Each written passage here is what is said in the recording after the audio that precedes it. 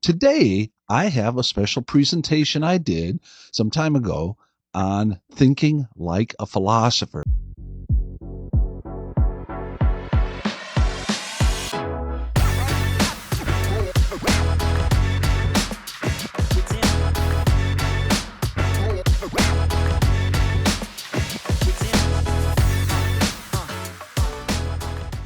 Hey everybody, welcome to the Firestone Files. I am Dr. Chris Firestone. Today, I have a special presentation I did some time ago on thinking like a philosopher. This was for a TP USA event, an educator summit, had a whole mess of educators in there and all sitting at round tables. And you're going to hear me pontificating, talking about the theme, not what to think, but how to think. That is, how to think like a philosopher. So I'm going to draw on principles from Socrates, Descartes, and Kant. I'm going to utilize the Firestone family dinner table as an example of Socratic dialogue and how to think. And then we're going to conclude this presentation by breaking them into groups and have them read some of the great texts and dialogue about them and then report back their findings. So that's all coming at you today on the Firestone Files. I hope you enjoy it. Well, isn't Hut something? What a congenial guy. What a great introduction that was. I really don't deserve it, but thank you, Huts, for that. As far as Alex, there's nothing a philosopher hates worse than giving all the answers before the test. And that's what the theologian seemed to do in the first presentation. But we're gonna take a step back into the world of philosophy. One of the things I like to do with my classes, I'm the guy responsible for those sheets of paper that are on your tables. So I know that you're probably like me, you like to take notes and so forth. You won't need your cell phones to take any pictures because we're going to do some thinking together here today, okay? Thinking. We don't really need to imbibe any information. We're just have a conversation here together. And I thought those sheets would help you to just take some notes if you want, and we can go from there. All right, well, you can see here that, whenever I'm teaching a group of students, I usually try to start with some kind of question to gauge where they're at intellectually. So I thought I'd start with you with a question I often use in my introduction to philosophy class. Consider the following syllogism. All convicts are people who have committed crimes. Sam is not a convict. Therefore, Sam has not committed a crime. What do you guys think? Is that a valid or an invalid argument? Invalid argument. Okay, this is a sharp crowd. I can see that. Now, the question is, why is it invalid? He may not have been caught yet. He may not have been caught yet. Okay, thank you so much. Yeah. One of the most common answers I get is usually to turn away from the life of the mind to the real world. Not unlike what just happened here, right? To the real world. So oftentimes students will say things like, well, it's obviously not true that all convicts are people who've committed crimes. Certainly there are people in jail who haven't committed a crime. That's not a valid argument. Well, philosophers, particularly logicians who are concerned with how to think, we don't care whether or not there is in fact persons in jail who've committed crimes. It is invalid not because of what we think, but because of how we think. I've said nothing about people who are not in jail. So when I say that Sam is not a convict, I've not said anything in my premises about whether or not he's committed a crime. Therefore, it's invalid. It has nothing to do with the actual material truth of the claim. It matters more how we think than what we think. And that's what I want to talk about here from the point of view of philosophy this morning, okay? Is to talk a little bit about that. So what's the game plan here? I'm going to kind of buzz through the first 3 points because I really want to get to the point 4. Have a brief introduction about myself. We're going to talk a little bit about education today. So many speakers have done such a great job on that, so I'm going to go fairly quickly through that material.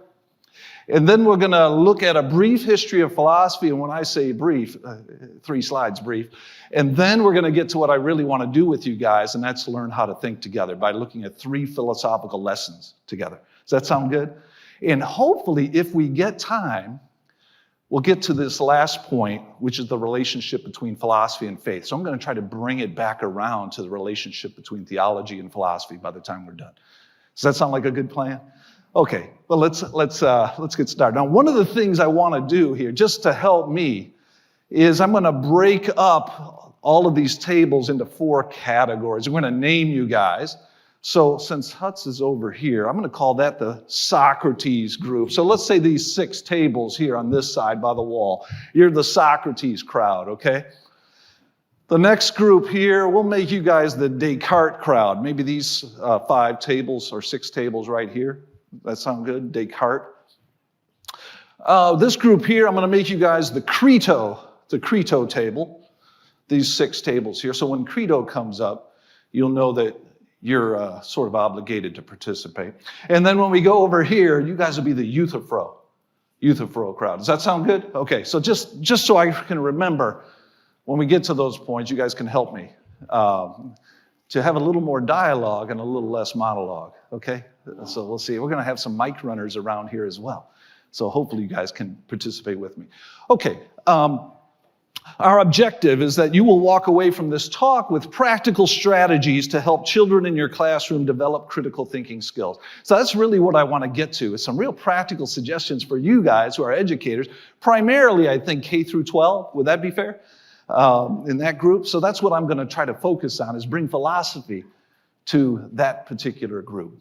Okay, well, you can see here, I think Hutz did a great job. I've been a professor of philosophy for more than 20 years. You can see that I teach everything. When you teach at a Christian liberal arts college, a smaller college, you end up teaching almost every course in the field of philosophy.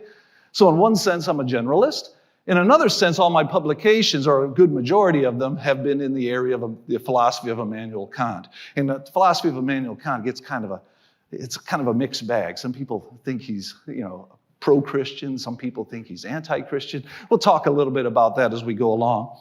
I'm married to an elementary school educator. Truth be told, she's actually more of a homeschool teacher. She stopped teaching after about 3 or 4 years of teaching in elementary education, and she moved into teaching our 5 kids. And the one thing I love about this picture, you can see our 5 kids. This is the finished product. We're going to look at some earlier times in our life together and look at how philosophy has impacted that. We also have a 6th child now who has married into the family. I'll let you guys figure out which one it is. Okay, it's the guy on the left, okay, Matthew. We now have 2 Matthews in the family, my oldest son and, of course, my grafted-in son, Matthew. Okay, challenges to life of the mind today. So here we're talking about education. Some of these points you guys have already talked about, so I won't belabor them too much. Education is seen as instrumental. And by that I mean people look at it as a means to an end. They don't look at it as having intrinsic value, that you need to dwell in it for a while, right? Worthwhile endeavors, however, take hard work and they take time. I don't know if you've seen this book by the Harris brothers, Do Hard Things. Young people want to do hard things, especially if you catch them young and you let them know that it's worthwhile. They'll see education not as an instrumental means to an end, but as something that actually helps them to flourish as individuals. Education is fast and furious. We have too little patience. When you see it as instrumental, you just want to get through it. I think parents are probably, and truth be told, some of the worst sort of perpetuators of this particular myth. They want to know, when they come and see me and they find out their student's a philosophy major, say, well, what's he going to do with that? Have you thought about that? Is that your worst fear, that your kid will come home and say he's a philosophy major? Well, philosophy is, if one thing, is about getting into texts and taking your time, right? One of the texts I have here is the Book of Virtues. Some of you guys probably know this. This is a book that was recommended to me by a theologian years ago, the Book of Virtues. Kind of a thick book, but it's a great book because I read it to my kids growing up. And so many of the virtues are highlighted by great stories over the last 2,000 years. Even some biblical stories, some non-biblical stories, and so forth. Highly recommend this book. So significant was it to our family that my kids all signed it when they left home and they wrote out what their favorite story was in the book, because we discussed those things together at nighttime. And sometimes I'd make up stories, but very often this would be kind of a grounding text for us because it celebrates the virtuous life. Now, in our talk here today, I'm not going to focus that much on virtue. I'm going to focus more on the logical side of things about how to think.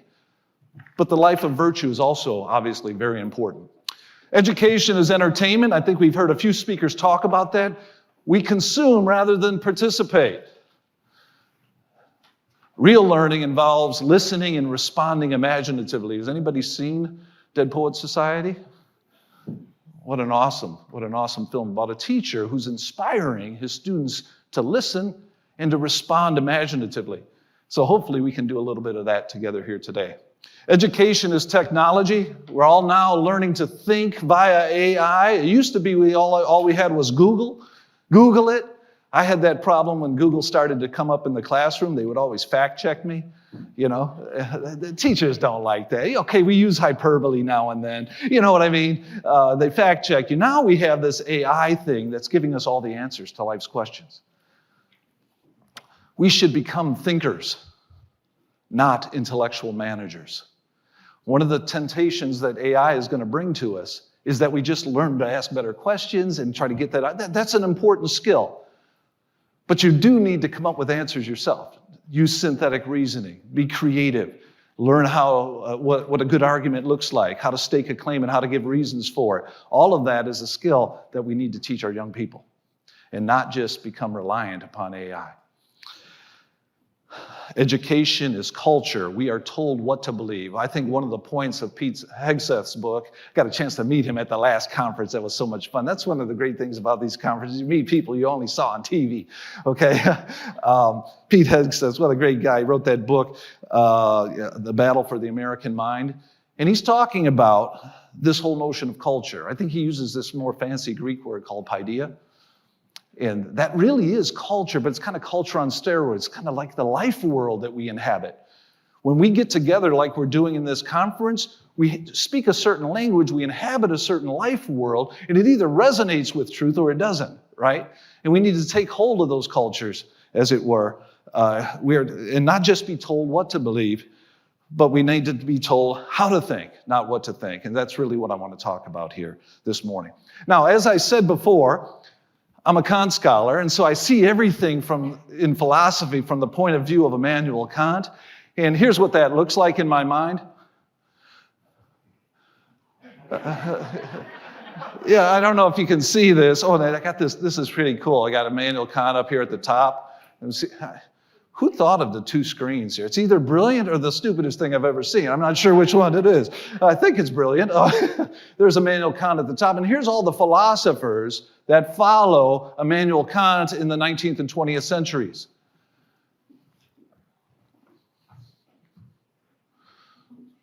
It's complicated.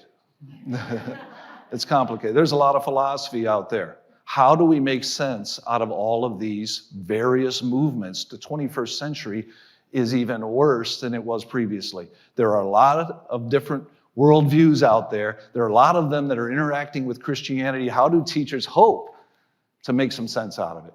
One of the books, I don't have the picture of the book up there, but one of the books that's been influential to me is a philosopher, Francis Schaeffer. Yeah, thank you so much. Francis Schaeffer did a great job of sort of organizing our ideas about the history of philosophy. So I'm going to give a brief picture here of how he saw this movement. There's the 18th century. At the end of the age of reason. We see some philosophies that look familiar to us. Empiricism, rationalism. Well, maybe these ones at the bottom don't make a lot of sense to us. Empiricism has to do with all knowledge coming through the senses. Rationalists say knowledge comes through the senses, but it also is buried within reason, a priori, prior to any sensation. Common sense realism of Thomas Reid. Transcendentalism is Immanuel Kant. We could do a whole course there. You know, philosophers are pretty spontaneous. Should we just do Kant? No, we can't do that. Well, let's move on. So 18th century philosophy, the age of reason, is still what I would call relatively Christian-friendly. All of the thinkers who gave rise to these systems are not obviously anti-Christian in any noticeable way. But by the time we get to the 19th century, we see a tilt starting to happen. And Francis Schaeffer says that this line of despair happens when logic, the law of non-contradiction, is broken and replaced by what he calls synthetic logic. Now, Kant invented synthetic logic, you might say. I don't know if he invented it, but he first noticed it and codified it. But it was a purely epistemic category for Kant. It was a way of describing critical and creative thinking. But in the 19th century, it replaces the very essence of reality, and in some ways replaces God as the fundamental driving force for ontology, or the nature of reality. Reality itself, argued the 19th century philosophers, is synthetic somehow. It's thesis and antithesis coming together into a higher order synthesis. And that's what you get in idealism here. The existentialists like Soren Kierkegaard and Friedrich Nietzsche, they take a leap of faith. They go beyond reason, as it were. And that's why he wrote the book, Escape from Reason. It's a great little book. If you want a nice quick read about how to organize your philosophical thoughts, get Escape from Reason, like 45 or 50 pages long, and it is really a helpful resource. By the time we get to the 20th century, you could also see phenomenology, dialectical materialism. That's another fancy word for Marxism, in case you guys are interested in that. The 20th century saw some new movements. This is the rise of atheism. We have logical positivism, which says language is only meaningful if it has a one-to-one correspondence with something in our senses, one of our five senses. That view was quickly eradicated, but it was replaced by other views like secularization. You guys will probably know that our public spaces are being whitewashed of all religious content, or at least they had been throughout the 20th century. That's because of the secularization movement. Leo Strauss went back and he said, look, we should have such a separation between church and state that nothing remains of the religious in our public spaces. Same thing was happening in the 20th century in the world of ideas.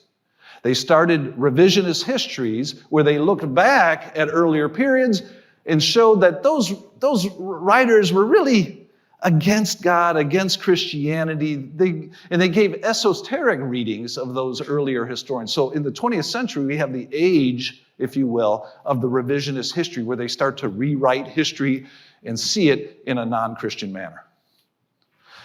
By the time we get to the 21st century, you guys probably know where we're going from here. Philosophy has kind of turned itself completely upside down. It is not that postmodernism is bad. In fact, postmodernism has some really good categories for us, some really good opportunities for Christians, because what postmodernism does is invite everybody to the table for a conversation. The only problem with postmodernism is there's no litmus test of who can't speak. Everybody can speak, and they all speak at the same time, and we're supposed to value all those positions as if they were created equal. We have mereological universalism, critical theory, atomistic individualism. These are some of the things that you're now seeing on the marketplace of ideas. We're not going to have time to go in. There's going to be a whole course on that alone. So we're just going to press on. I'm going to take a few steps backward here. That's a complicated story.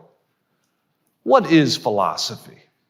What is philosophy? So I want you guys to take 1 minute at your tables. That first column, what is philosophy? When you meet a philosopher, you think of philosophy, write down a couple of words that come to your mind when you think of philosophy in that first part. And maybe mention them to people at your table there. All right, I'm going to give you guys 1 minute. When you think of philosophy, what do you think of? If you meet a philosopher, what do you think about those people? If we can get those microphone runners around so we can hear back from some people, that'd be great. If you got a spokesperson at your table, maybe we can get one or two. We're not going to have time to cover everybody. When you think of philosophy, what do you think of a philosopher or philosophy? You know, what words come to mind?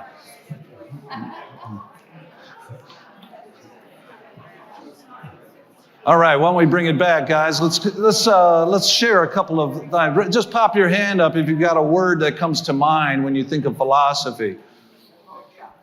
There we go. Yeah. Someone at our table said deep thinker. I said critic. Okay, deep thinker, absolutely. Philosophers, they kind of scare us a little bit because we know if we're with a philosopher, they're not going to let what you say stand, right? They're going to hair split. They're going to think more deeply about it. I don't really want to think that deeply about things, right? They're definitely deep thinkers. But there's deep thinkers in lots of fields, right? And so it's not peculiar to philosophy, but it is definitely a characteristic of philosophy. Yes? Overthinkers. Overthinkers. That's a qualitative judgment right there. To that point, one of the things I started partnering with some students to write books over the years, and I've written a number of co-authored books with former students. And one of the main characteristics about these former students that I appreciate most is those guys and gals who don't settle. So I write a book or I write an argument and they look at it and they go, well, that's not right. You need to clean that up, right? They're not going to settle. And I get frustrated sometimes because they overthink it. And I go, almost to a person, I have never been disappointed in the end by being pressed more deeply into my arguments, okay? So you're right, they do overthink it, but the good philosophers, they strive for excellence in our thinking. And they don't let the status quo stand pat without being improved. Yeah, maybe one more here. What do we have? Wisdom? Wisdom. Yeah. Phileo means brotherly love, and Sophia means wisdom. It's like the etymology of the term, right? The lovers of wisdom. And I do think that good philosophy is about seeking after truth, beauty, and goodness, and loving those things that oftentimes we take to be more important than even life itself. I'm not going to die for whether or not this table or chair exists, but I might die for my dignity, or for love, or for justice. And wisdom, I think, is the quest to better understand why that's the case. What is it about ultimate reality that would make those things worthy of dying for? So thank you guys so much for that. We're going to press on here. My philosopher, Immanuel Kant, there are a lot of definitions. You look up in a book about what the definition of philosophy is, there's a lot of them out there. And I'm not partial to this. I guess I am. Immanuel Kant gives us the very best definition of what philosophy is. And once you hear it, you can't unhear it. Okay? It just becomes part and parcel of your toolbox as educators once you hear this thing. Okay? Philosophy is the perspective of the self based on reason and freedom. The perspective of the self based on reason and freedom. You know you're doing philosophy when you're not appealing to another authority. We heard earlier from the theologian, appealing to the authority of the Bible. That's our end game, perhaps. That's where we want to lead a student's never heard before. But you want to begin by telling me what you think from where you stand. I don't want to know what Paul thinks. I want to know what you think. And that's where philosophy begins. When you tell us what you think from where you stand and give reasons for it, you're doing philosophy. When you're appealing to other authorities, you might be doing theology, you might be doing psychology, you might be doing medicine, you might be doing sociology. Of textbooks. Yes, they do. And those are other authorities. And by the end of this lecture, or this conversation, I guess, we're having here together, I'm going to suggest to you that wisdom bids us, good philosophy bids us to trust other authorities that are wiser and smarter than us. And that's the beginning of wisdom right there. But it all begins with you learning to think for yourself. Okay? So, you know you're doing philosophy when you share what you think from where you stand. When I deal with students, one of the biggest things I have is they tell me what somebody else thinks about an issue. I raise a question. I don't want to know what somebody else thinks about the issue. I want to know what you think about the issue. Now, if what you think about the issue happens to correspond with what somebody else thinks about the issue, then you ought to say as much, okay? But that's one of the biggest issues I find with students is that they're not free thinkers. They're not thinking for themselves. They're telling me what everybody else thinks. But do you know that they believe what those other people think? Do you know what they really believe? Philosophy is concerned with that. It's concerned with sort of maturing them growing them unto wisdom. Okay? So, what are some of the potential problems with this? This is not immune from difficulties. As a Christian philosopher, I kind of know this, right? When you bracket off other authorities, there's risk involved. What's the problem with the perspective of the self? Why don't you take about 30 seconds here with each other? What's the problem with Firestone's definition here, via Immanuel Kant, of philosophy as the perspective of the self based on reason and freedom? All right, I'll give you 30 seconds to talk to each other. What's wrong with this view of philosophy? I'm very curious about this one. If anybody's got an idea, pop your hand up and maybe we can get, here, right in the back here, Scott, right next to you. What's wrong with this view of philosophy? It does not acknowledge the noetic influence of sin. Oh, I love it. The noetic influence of sin. Noetic meaning that life of the mind is corrupted by the ways of the world. Absolutely. I think that's a great one. A Christian worldview would certainly hold such a thing. And there are good philosophers who would agree with the Christian worldview on this very point. By the way, Immanuel Kant's one of them. All right, anybody else? What's another issue? Right here. There's no standard of truth. Okay. Yeah, there's no standard of truth. Well, you know what? What's the implicit standard here? Reason. He's in the age of the Enlightenment. Reason's the standard of truth. One thing that we would challenge as Christians is that reason itself might have some issues with it. Okay? So let's take a quick look here. One of the problems with the perspective of the self is that it's situated. You are in a particular place in space and time. You're an American. You're in Deerfield. You don't have access to all truth, do you? So it's situated. The perspective of itself is situated. Secondly, I would say it's short-sighted. All of us have a horizon. We can only see so far. We're not omniscient in this sense. We can only see so far. And I think the one that you guys got pretty well, it's saddled with a weak will. It's not only saddled with a weak will, but it itself has been infected. It has a potential problem with it. So there's at least 3 problems here with philosophy so defined. It's needy. It's going to need help. It's going to need authorities other than itself to find the answers to the big questions of life. Okay, so how can philosophy help us? I'm going to make the argument here that learning how to think happens best when we work hard to develop a culture at home and in school that values and enhances the life of the mind. Additionally, we can use philosophical principles to help us in daily life by teaching to impart critical thinking skills to children in an age-appropriate manner. So that's where I'm going to try to get us here this morning. Okay. Our context for my brief comments here is the kitchen table. Anybody have a kitchen table here? I mean, it's not just the kitchen table. It translates pretty well to your schoolroom tables. And thank you, Hutz, for putting these tables together. You really couldn't do better for me than this. The kitchen table. Our kitchen table is a lively place. 95% of our homeschooling happened by mom from 9 to 5. And then dad would show up at the kitchen table, and that was his turn to contribute. How did I contribute? I contributed at the kitchen table through a kind of dialogue. And so I'm going to use this as my primary example. Some of the basic rules that I like to instill in myself as a leader of this table time conversation: be truthful, be affirmative, raise the bar, make it organic. You want to be in the truth. You don't want to shut down dialogue. You want to constantly stretch their understanding, so by raising the bar intellectually at the table. And maybe the secret sauce of this whole thing is making it organic. You don't want it to feel forced.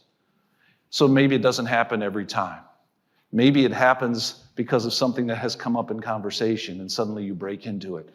There are ways of doing it. It's more an art than a science in some ways, okay? And so you want to have these sort of basic rules in mind. The preparation, you want to think in advance. You want to prepare questions, check your answers, and know your audience. You want to have some tools in your toolbox for how this is going to be done. So the 3 lessons in philosophy that we're going to apply at the kitchen table are these. From Socrates, learn to be inquisitive, yet optimistic. Sometimes questions can lead to no answers, pessimism. No, we're optimistic. I think that's something that we learned from Socrates, that we can actually get to answers to questions in life. From Descartes, be skeptical.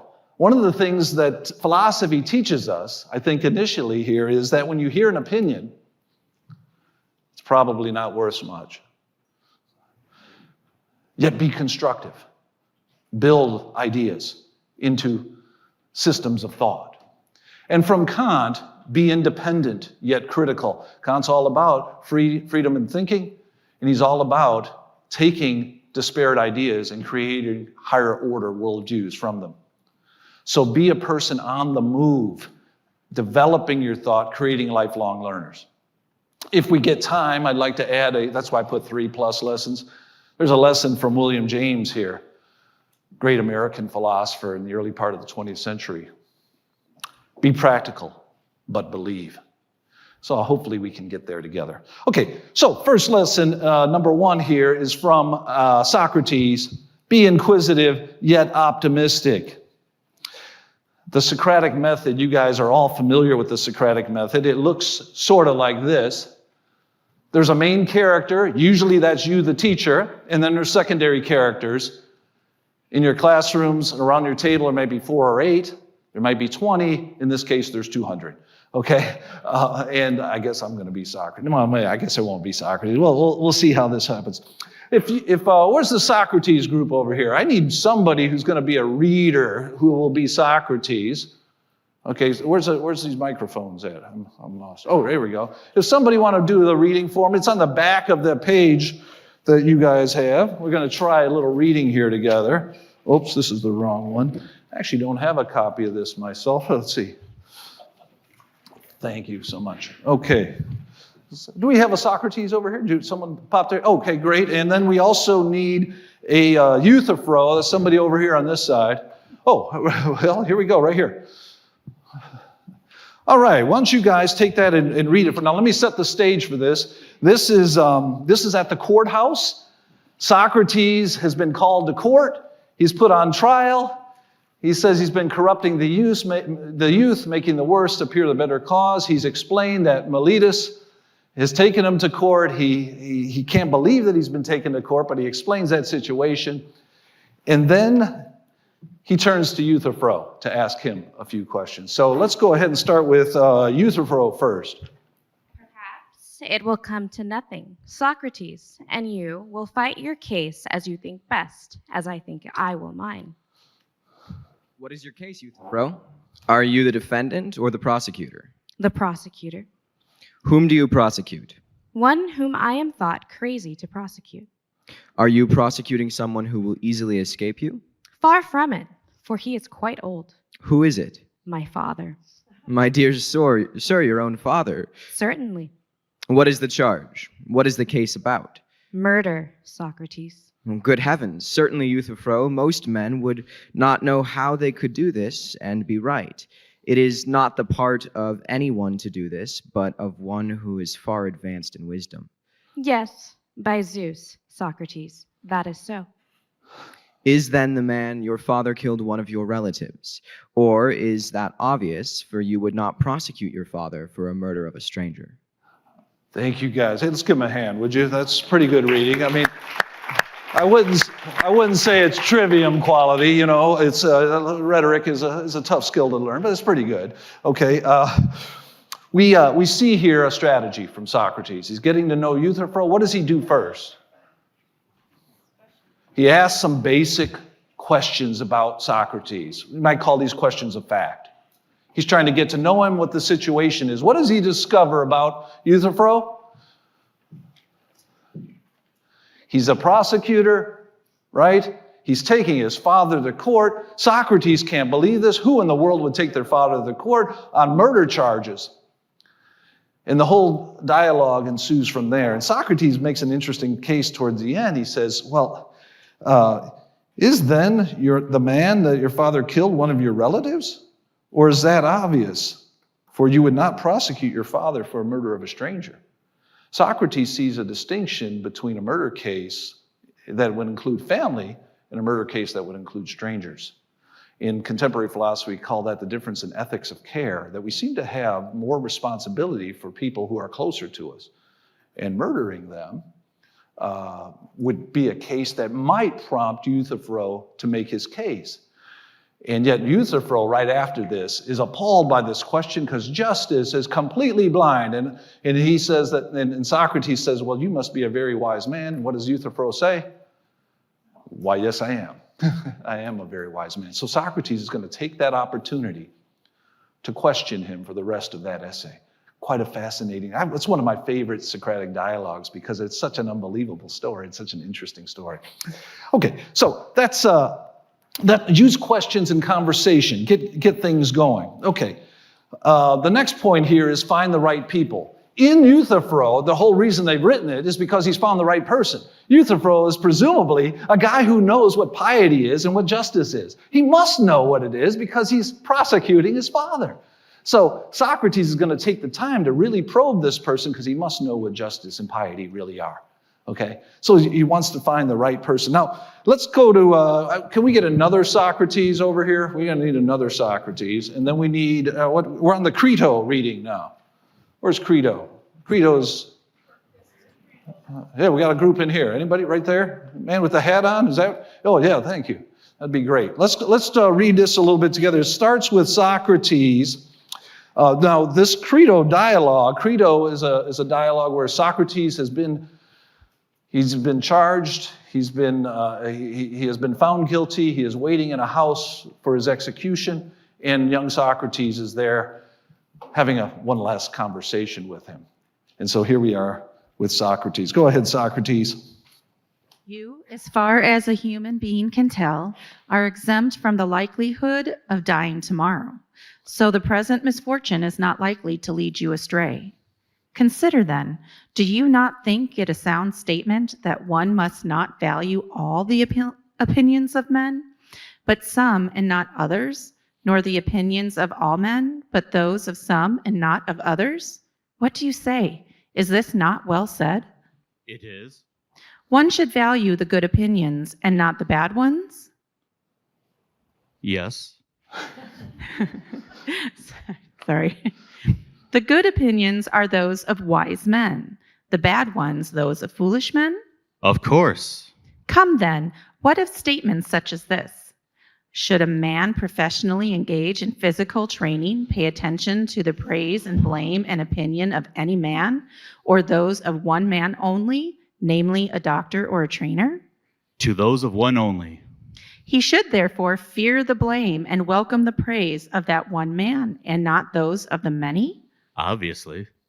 He must then act and exercise, eat and drink in the way of the one, the trainer, and the one who knows, thinks right, not all the others? That is so. Very well. And if he disobeys the one, disregards his opinion and his praises while valuing those of the many who have no knowledge, will he not suffer harm? Of course. What is that harm? Where does it tend? And what part of the man who disobeys does it affect? Obviously, the harm is to his body, which it ruins. Well said. So with other matters, not to enumerate them all. So here, Socrates is making a very clear and I think wise distinction.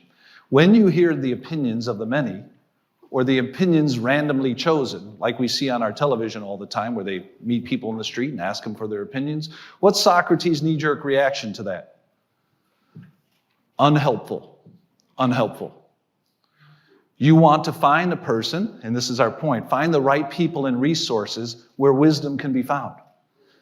And so when my students tell me comments like, I think, or in my opinion, or it seems to me, I ask, well, who are you? I immediately X out those words and say, if you cannot say the rest of the sentence without hedging it with those initial comments like, I think, in my opinion, it seems to me, then get rid of the whole sentence. Speak the truth, don't speak opinions. And if you don't know the opinions, or you don't know the truth, then start to read people who do know the truth, okay? And so that's one of the things I think we see in Socrates. Choose your books and your sources wisely, okay? So that's another lesson from the Socratic method.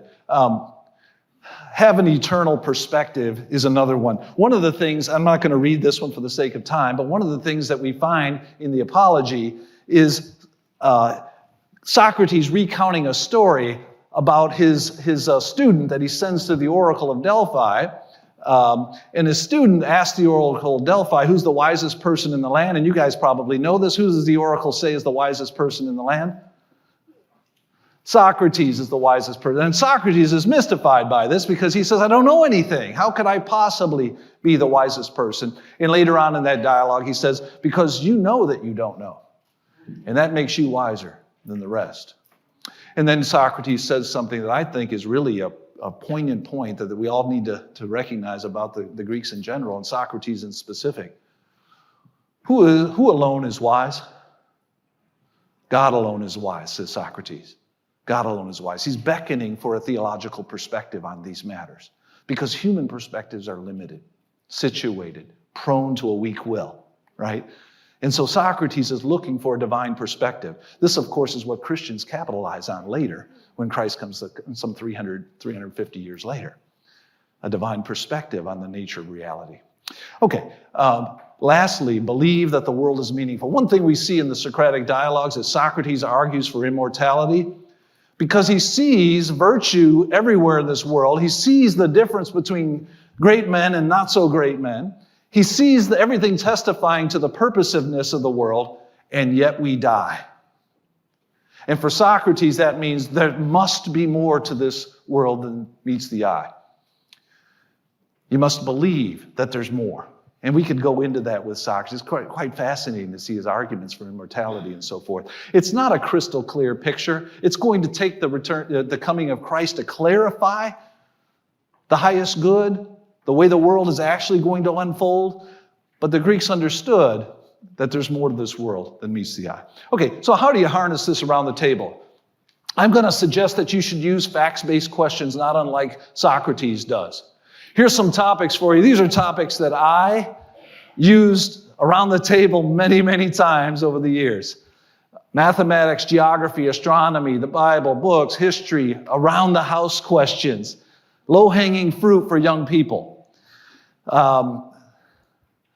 You want to read the crowd and mix it up. You want to know your kids. What are they studying in class? What are they interested in? And so forth. I usually start with the youngest kid with questions and work my way to the oldest, and there's a reason for that. I'll talk about that in a minute. Use creative scoring methods. Give half credit. Use other creative scoring methods. Use soft competition, might be some way of putting it. What I'm calling soft competition. You're the scorekeeper. You can keep it close. You can ask the questions. You can keep it balanced around the table. Do that. Be creative in your approach. Split it into teams. If you have people who aren't being, participatory, break them into teams, make it a little bit more collaborative. Adjust to the groups. Topics may need to vary. And one of the things I think you've got to have in your toolbox as a philosopher is play devil's advocate. That is, you're going to get into deeper questions. You want to probe those things and keep the tension in the dialogue so they continually think deeper about the issues.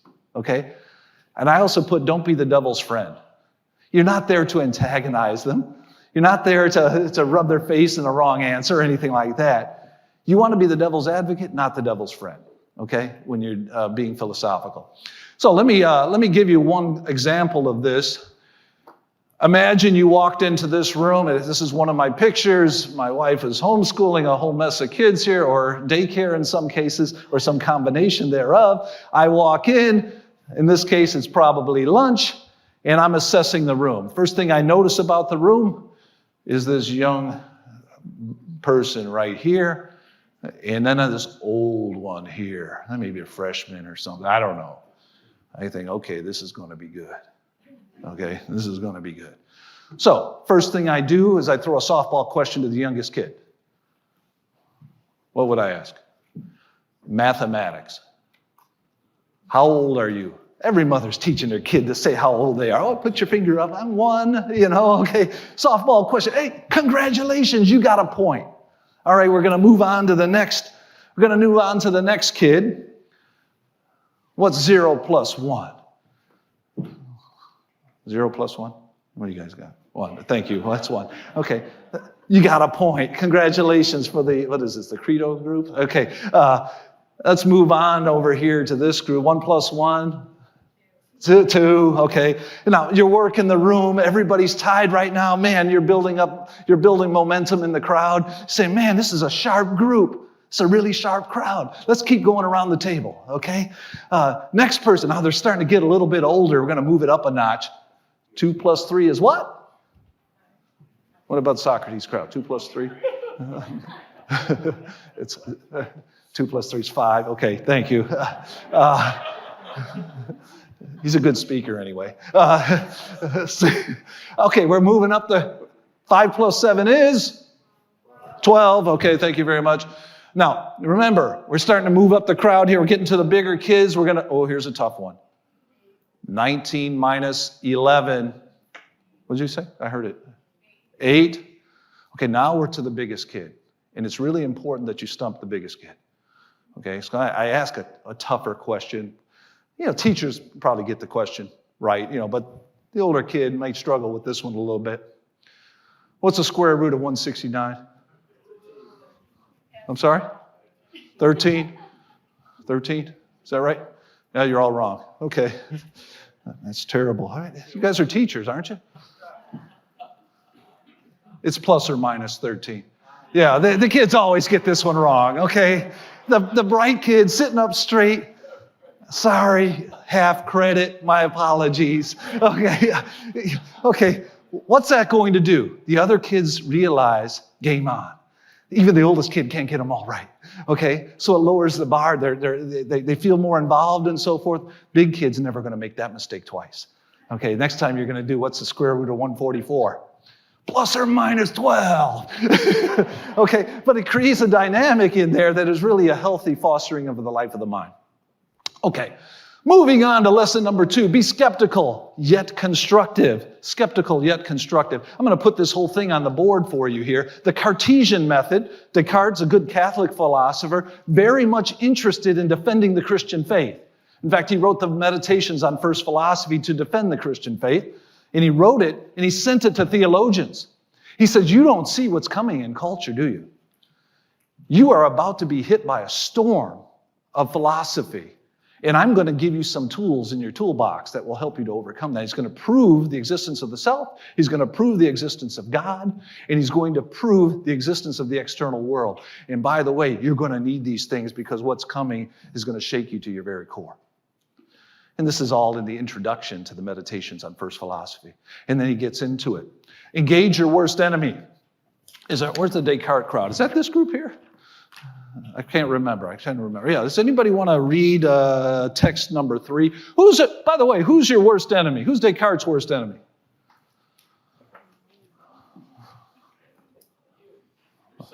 Yourself. Oh, well, that's a deep philosophical.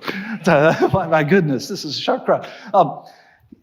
One of the things when you're writing a paper or you're staking a claim, you always want to have present is your worst enemy. That is, you want to have the antagonist to your position in your paper. And why is that? Because you're not going to convince anybody that you're right if you're just speaking to the choir. Okay? You need to have your opposition present. Descartes knew this. If you're going to write a paper, you're going to stake a claim, make sure your worst enemy is there. You're not going to convince your audience that you're onto something. Okay? Descartes does this. Who's got that? Do we have anybody in Descartes would read this one? All right up front here. Thank you so much. This is text number 3. You can start, right at the beginning there. I shall then suppose, not that God, who is supremely good and the fountain of truth, but some evil genius, not less powerful than deceitful, has employed the whole energies in deceiving me. I shall consider that the heavens, the earth, colors, figures, sound, and all other external things are naught but the illusions and dreams of which this genius has availed himself in order to lay traps for my credulity. I shall consider myself as having no hands, no eyes, no flesh, no blood, nor any senses, yet falsely believing myself to possess all these things. I shall remain obstinately attached to this idea, and if this by means it is not in my power to arrive at the knowledge of any truth, I may at least do what is in my power, suspend my judgment, and with firm purpose avoid giving credence to any false thing. or being imposed upon by this arch deceiver, however powerful and deceptive he may be. So what does Descartes invite into his deliberations? The devil, right? Now, he's not inviting the actual devil in. He's doing a thought experiment. Imagine some being so powerful that it could deceive me of everything I thought was true. What then could I know? What would be the Archimedean reference point, that area that they couldn't deceive me of? He's going to get to the famous cogito ergo sum in meditation 2. The one thing the evil demon can't fool me of is the fact that I'm a being that's capable of being fooled. Did you pick that up? This is what he takes to be prima facie true. As soon as I start thinking about being fooled, I have to be a thinking being. And so we're not going to read that second reading, but that's his eureka moment. His eureka moment is the realization that even an evil demon couldn't fool me of the fact that I'm a thinking being. Because I need to be a thinking being in order to be fooled. Stake a claim and give reasons for it. What he does in meditation 2 is give reasons for why that's the case. In meditation 3, he then proves the existence of God from that point of view.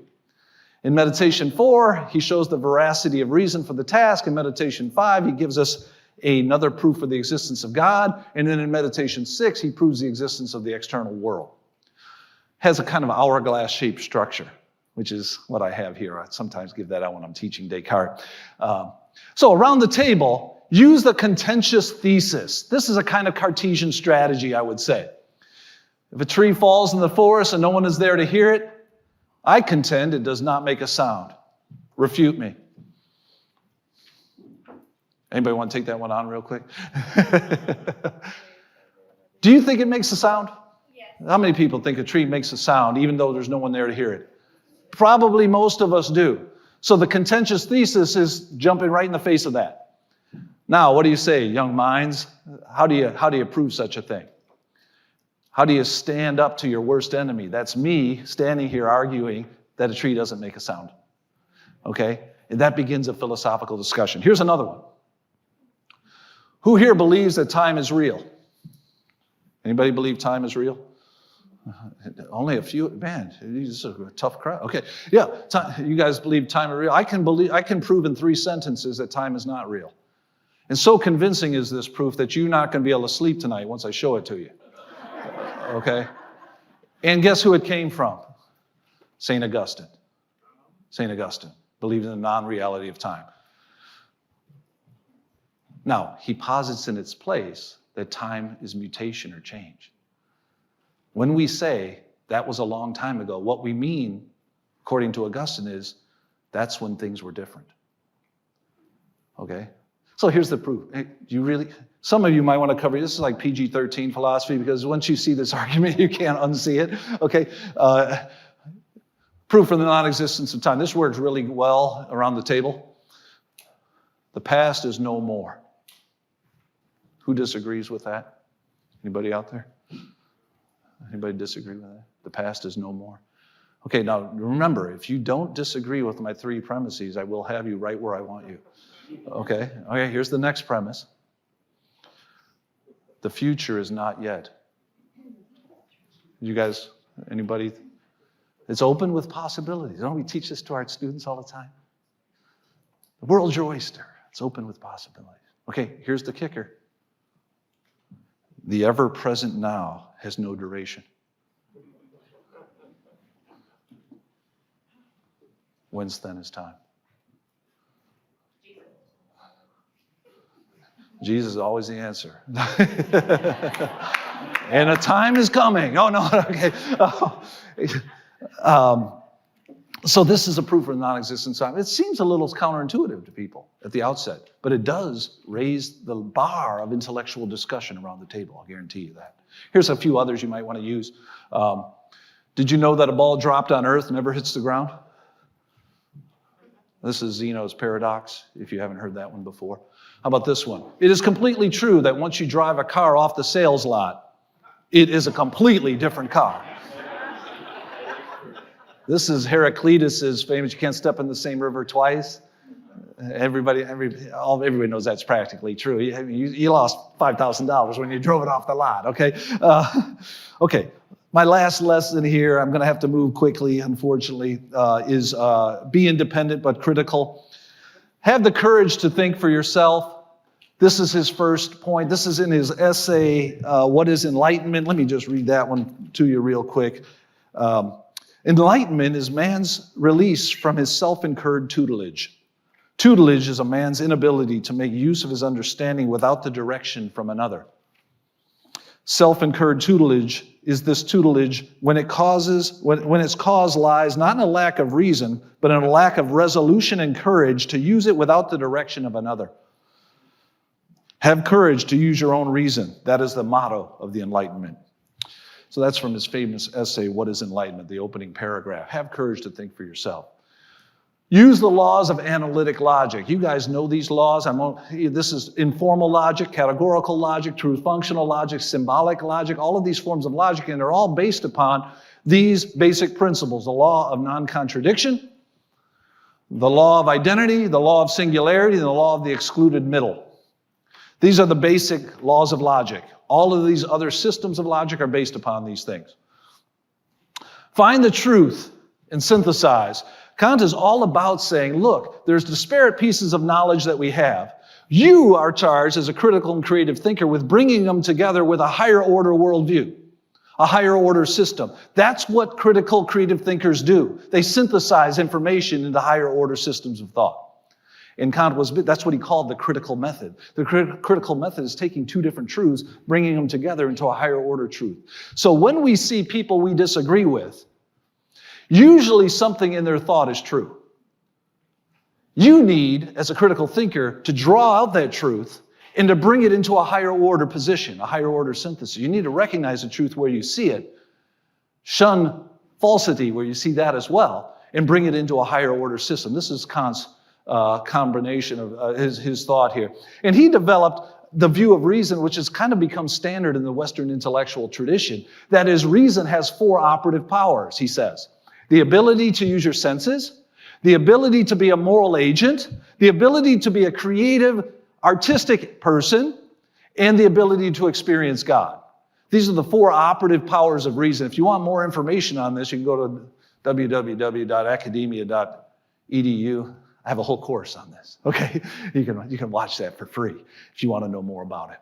Okay, so around the table, I think this is where I'm going to draw my last point, and that is, how do you use open-ended questions? These are questions that don't necessarily have an answer. How do you know that the world wasn't created 5 minutes ago with the appearance of age? Christian philosopher Alvin Plantinga calls this a properly basic belief. He argues that we don't need evidence for these kinds of beliefs because they're properly basic. If we're functioning properly in the environment for which we were made, Alvin Plantinga says you have every bit of warrant to believe that. You try proving it. Very hard to prove. Impossible to prove, but it's a great conversation piece with young minds. How do you know it wasn't created 5 minutes ago with the appearance of age, with all your memories put into place as though, Alex Newman actually spoke? Yeah, he didn't speak. Yeah, God created 5 minutes ago with the appearance of age. Hard to prove that to be false. Is there an odd or even number of stars in the universe? Try throwing that one on your kids, okay? Let them chew on that for a while. We believe that it's probably one of those two. How do we know? But it brings up all questions about knowledge, infinity, how we come to know things. Very interesting question. This is Justin Mooney, a former TA of mine who's now a philosopher in his own right. I remember him mentioning this in logic class once. What's the difference between a real piece of cake and one that's in my mind? And usually students will say something like, oh, one is real. I said, mine's real too. Man, it tastes good too. The one in my mind is delicious. In fact, Plato would argue that the one in my mind is more real than the one that's out there. The one you had yesterday is even better. But it brings up the whole notion of what does existence add to something? Why is it that something stands out and not just an idea that doesn't have a space-time extension to it? It's an interesting question. The last question here I'm going to point you to, are we not alone in the universe? Can you prove that other minds exist? We cannot prove this. I look out here, you guys could all be cyborgs, for as far as I know. I can't get into your mind, I can't think your thoughts, I don't have direct access to those things. It's a great question to raise in conversation. How do I know that you're a real person?